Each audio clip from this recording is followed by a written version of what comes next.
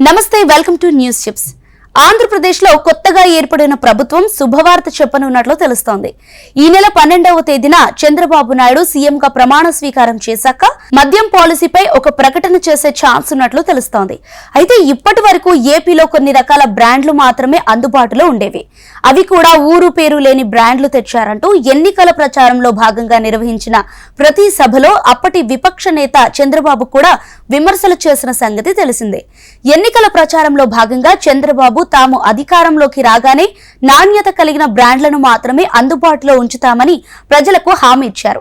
కాగా కొత్తగా అధికారంలోకి వచ్చిన టీడీపీ సర్కార్ మద్యం దుకాణాలను వేలం ద్వారా ప్రైవేటు వ్యక్తులకు అప్పగించాలనే నిర్ణయానికి వచ్చినట్లు తెలుస్తోంది.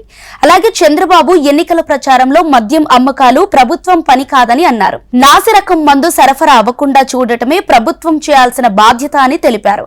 కాగా వేలంపాట నిర్వహించిన మద్యం దుకాణాలను ప్రైవేటు వ్యక్తులకు అప్పగించాలని కొత్త ప్రభుత్వం ఆలోచన చేస్తుందట. ఇలా చేయటం వల్ల ఆదాయం కూడా భారీగా పెరిగే అవకాశం ఉంది. ఇందుకు సంబంధించిన కసరత్తులు ఇప్పటికే ఎక్సైజ్ శాఖ ఉన్నతాధికారులు ప్రారంభించినట్లు సోషల్ మీడియాలో జనాలు చర్చించుకుంటున్నారు. మద్యం షాప్స్ ప్రైవేటు వ్యక్తులకు అప్పగించడం వల్ల ప్రభుత్వానికి ఆదాయం పెరగటమే కాకుండా మద్యం ధరలు కూడా తగ్గే అవకాశం ఉందట. ఏపీ ప్రజలకు దీనిపై ఓ క్లారిటీ రావాలంటే 12వ తేదీ వరకు ఎదురు చూడాల్సిందే.